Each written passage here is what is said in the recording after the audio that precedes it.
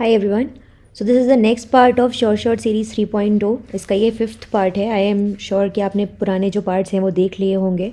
अगर अभी तक नहीं देखे हैं तो उनका जो लिंक है वो मैं आपको डिस्क्रिप्शन बॉक्स में दे दूँगी. आप लोग चेक कर लीजिएगा. इसके पुरानी जो सीरीज़ थी जो कि 2.0 और 1.0 वाला सीरीज़ था वो भी बहुत ही ज़्यादा हेल्पफुल है फॉर ऑल द एग्ज़ाम्स. तो उसको भी मेक श्योर करिएगा कि देख कर जाइएगा एग्ज़ाम पर जाने से पहले. ठीक है. Exclusively for GATE and NET examination है बट बाकी सारे एग्जाम्स में भी आपको बहुत ज़्यादा हेल्प करने वाला है. तो लेट्स बिगिन. शुरू करते हैं. ओके. सबसे पहली चीज़ बिफोर स्टार्टिंग जब भी आप वीडियो को देखते हैं तो लाइक करना, शेयर करना और सब्सक्राइब करना चैनल को बिल्कुल भी मत भूलिए. टेलीग्राम ग्रुप पर जुड़ जाइए. उसका लिंक पर डिस्क्रिप्शन बॉक्स में आप लोगों को दे देती हूँ. उस लिंक पर जुड़ने से आपको जितने भी PDFs वगैरह हैं वो सब के सब प्रोवाइड करवा दिए जाते हैं. ठीक है.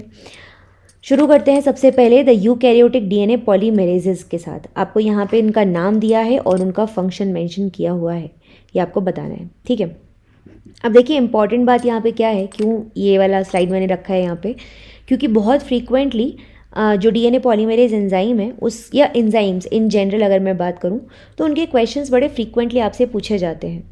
But the most important point here is कि क्वेश्चंस तो पूछे जाते हैं लेकिन एट टाइम्स हम बहुत ज़्यादा कंफ्यूज हो जाते हैं because there are a lot of enzymes. ठीक है. और मैं हमेशा एम्फेसाइज करती हूँ कि एंजाइम्स के बारे में सब कुछ आपको पता होना चाहिए because that is a very important topic. So let's begin with the very first enzyme high fidelity replicases, जिसको कि हम पॉलीमेरेज अल्फा के नाम से भी जानते हैं. इसका काम है प्राइम करना DNA सिंथेसिस को, मतलब प्राइमर फॉर्मेशन करना ड्यूरिंग रेप्लिकेशन एंड रिपेयर. ये आप लोग मुझे बताएंगे इसके अलावा और क्या काम होता है. There is one more function of DNA polymerase alpha. Do let me know in the comment section क्या है वो. फिर आता है पॉलीमेरेज डेल्टा. ठीक है. इसका काम है DNA replication of leading and lagging strand during replication and repair. मतलब कि जब बेस एक्सिजन जो रिपेयर है या फिर DSBR या MMR या NER, इनमें से कोई भी टाइप ऑफ रिपेयर जब चल रहा है तो उस टाइम पे जो लीडिंग स्ट्रैंड है, ठीक है, एंड लैगिंग स्ट्रैंड, उनका रेप्लिकेशन करवाना. बट मेनली अगर मैं डेल्टा के बारे में बात करती हूँ तो वो लैगिंग स्ट्रैंड के रेप्लिकेशन के लिए रिस्पॉन्सिबल होता है. ये याद रखिएगा, मेनली लैगिंग स्ट्रैंड के लिए. ठीक है. जो पॉलीमेरेज एप्सिलॉन होता है ये leading strand. I am not sure कि why there is something like इस कॉन्टेक्स्ट में लिखा गया है बट मेनली ये लीडिंग स्ट्रैंड का रेप्लिकेशन करवाता है. ये मैं आपको यहाँ पे बता देती हूँ. जो मैं बता रही हूँ वो याद रखिएगा आप लोग. ठीक है. ये लीडिंग, ये लैगिंग. फिर आते हैं पॉलीमेरेज गामा. ये माइटोकॉन्ड्रियल DNA रेप्लिकेशन और रिपेयर के लिए रिस्पॉन्सिबल है. फिर आता है high fidelity repair polymerase beta, BER, DSBR.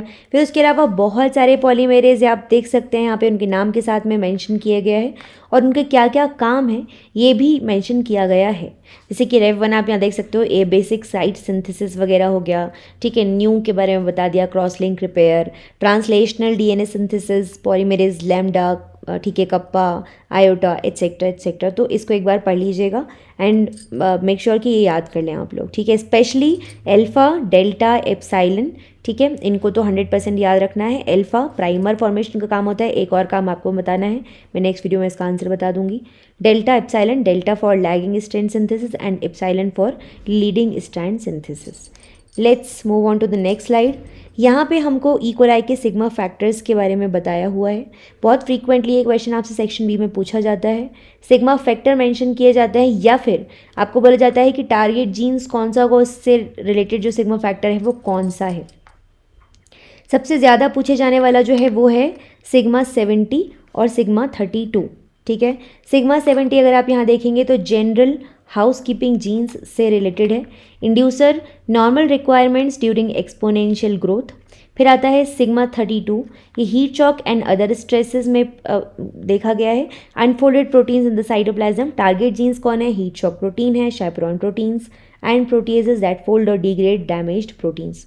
इसके अलावा जितने भी सिग्मा फैक्टर्स के बारे में यहाँ पे मेंशन किया गया है, सिग्मा S स्ट्रेस सिग्नल्स के बारे में बात हो गई. E unfolded proteins in the cell envelope. FECI iron starvation.